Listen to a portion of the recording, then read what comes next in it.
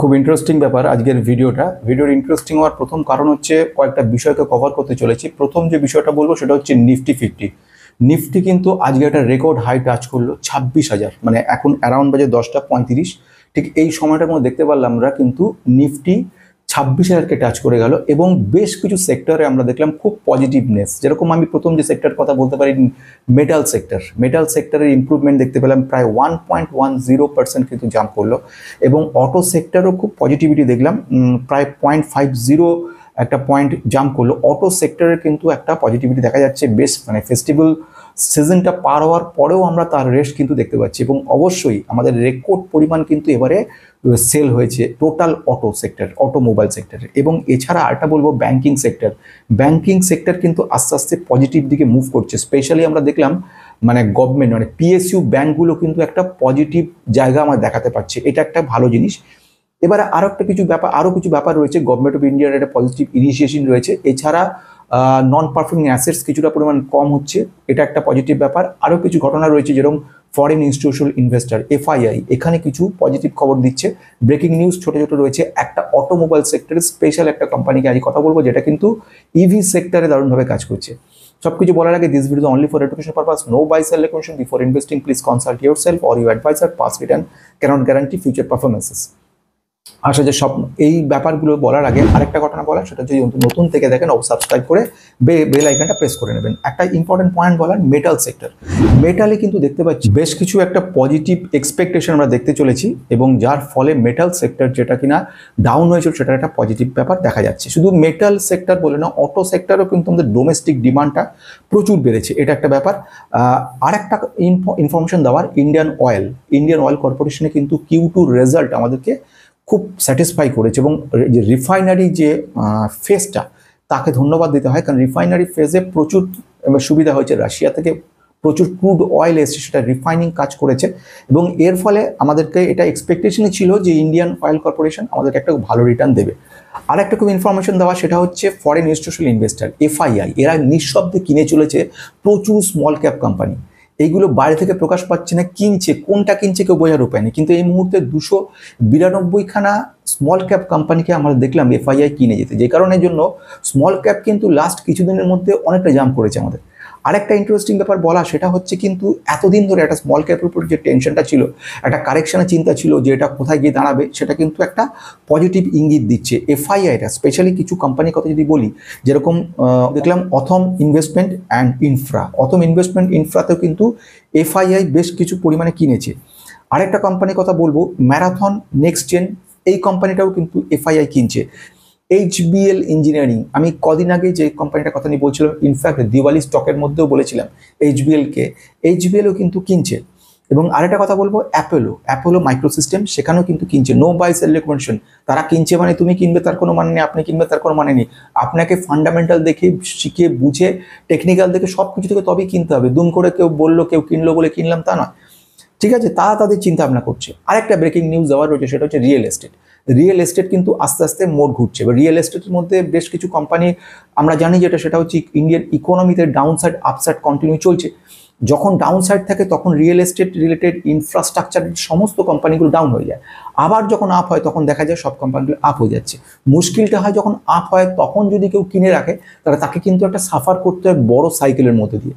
আমি কেন এই কথা বললাম, সে কারণ হচ্ছে বিগ ব্লক কনস্ট্রাকশন কিন্তু ইনফ্রাস্ট্রাকচারের কোম্পানি। আবার রিয়েল এস্টেটের ইমপ্রুভমেন্ট হতে চলেছে।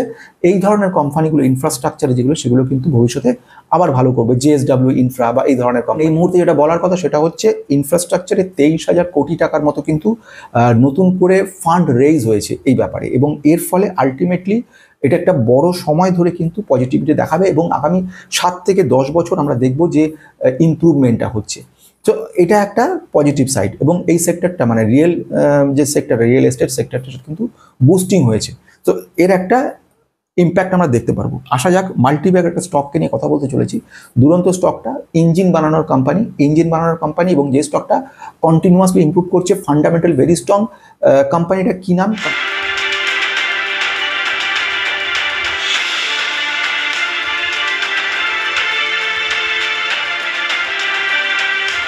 কোম্পানির নাম হচ্ছে grapes cotton. Grapes cotton limited যদি বলি, এটা কিন্তু ইভি সেক্টরের একটা ভালো কোম্পানি। আমরা অ্যাম্পেয়ার যে কোম্পানিগুলো দেখছি, স্কুটি, ইলেকট্রনিক ভেহিকেল, সব কিন্তু গ্রেপস কটনের বানানো কোম্পানি, রাইট? এই কোম্পানির স্পেশালিটি হচ্ছে আগে বহুদিনের পুরনো কোম্পানি ইঞ্জিন তৈরি করতো,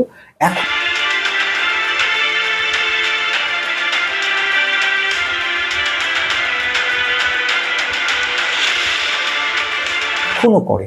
ইঞ্জিন খালি স্পেসিফিকটা এক্সট্রা হয়েছে, মানে আগে কোম্পানিটা কাজ করতো শুধু এক ধরনের ইঞ্জিন তৈরি করতো, যেগুলো আগেকার দিনের ইঞ্জিন, যেগুলো লিভার কানেক্টেড ইঞ্জিন। এখন কিন্তু ইভির ক্ষেত্রে যে ধরনের ইঞ্জিনগুলো তৈরি করা, সেগুলোর ক্ষেত্রে মনোনিবেশ করেছে। শুধু একা না, এরা কিন্তু অ্যাকুইজিশন কাজও করেছে।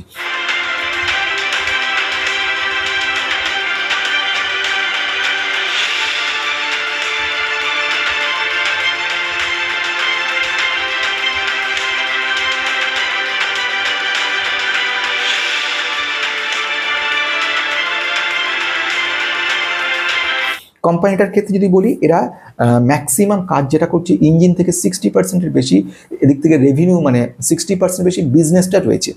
এছাড়া যদি বলি ইলেকট্রনিক মোবিলিটি, সেখানে 23%, 23% রয়েছে বিজনেস, আর কেবলসে রয়েছে 9% মতো বিজনেস, আদার 7% রয়েছে।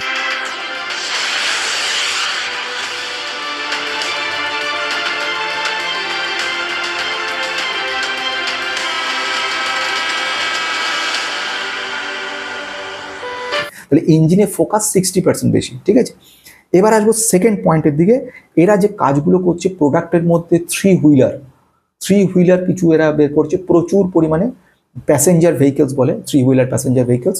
এছাড়া টু হুইলার প্রচুর রয়েছে, আগে যেটা বলেছিলাম কনস্ট্যান্টলি বের করেছে, যে কোয়ালিটি ইজ ভেরি গুড। এলট্রা সিটি বলে এদের একটা মডেল বেরিয়েছে, এটাও খুব ডিমান্ড রয়েছে সারা ভারতে, বাইরেও এদের বেশ কিছু প্রোডাকশন এক্সপোর্ট করছে।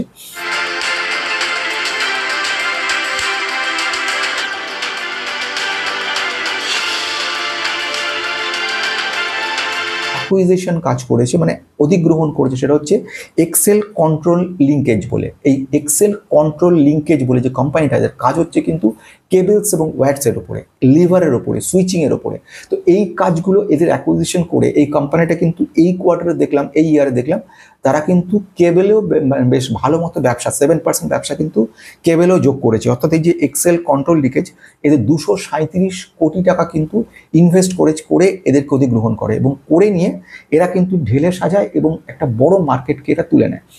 এটা একটা পজিটিভ খবর। যেরকম আরেকটা বলবো পার্টনারশিপ স্ট্র্যাটেজির কথা, সে কোম্পানির নাম হচ্ছে ইভি ফিন। ইভি ফিন কিন্তু একটা সময় খুব বড় কোম্পানি ছিল এবং ইভিতে একটা ভালো মাত্রায় কাজ করতো। তাদেরকে এরা নিয়েছে প্রায় 2 বছর মতো হয়ে, এটা নিয়ে কিন্তু ইলেকট্রনিক ভেহিকেলসে প্রচুরভাবে কাজ করছে এবং 100% ইভি ফোকাস করেছে এদের সঙ্গে নিয়ে। তাহলে এই ব্যাপারটা বোঝা গেল। কোম্পানি এবার ফান্ডামেন্টাল লাস্ট কথা বলবো, 5000 কোটি স্মল ক্যাপ কোম্পানি, 5200 কোটির কোম্পানির যদি পি দেখি 78 রয়েছে, কিছুটা বেশি রয়েছে। Return on capital employed equity একদমই তেমন ভালো নয়, 5 রয়েছে return on capital employed, return equity 4 রয়েছে। প্রোমোটার হোল্ডিং এখনও 55% প্রোমোটার হোল্ড করেছে, ফরেন ইনস্টিটিউশনাল ইনভেস্টার কিনে চলেছে, প্রথমেই শুরু করেছিলাম যে কথা বলে, এবং ডিআইআই তারাও কিনছে, সকলে মিলে কিনছে, আর বিক্রি করছে সেটা হচ্ছে রিটেলাররা, যেহেতু রিটার্ন 1-1.5 বছরে কিছু দেয়নি বলে। তাহলে বুঝতে পারছো কোথায় সুবিধা কোথায় অসুবিধা, কোনটা ভালো কোনটা খারাপ। এবং আমরা শুধু কিন্তু তাকাবো ফান্ডামেন্টালের দিকে, না দেখবো রিটেলারকে, না দেখবো এফআইআইডিআইকে। তাহলে বোঝা গেল আজকের এই ফ্যান্টাস্টিক মাল্টিব্যাগার কোম্পানিটাকে আমি যেটা মনে করে নিচ্ছি, একটা বিরাট বড় সুযোগ রয়েছে আমাদেরকে কিন্তু ভবিষ্যতে ভালো কিছু করানোর জন্য। এই এক্সপেকটেশন নিয়ে কিন্তু আজকে ভিডিওটা শেষ করছি।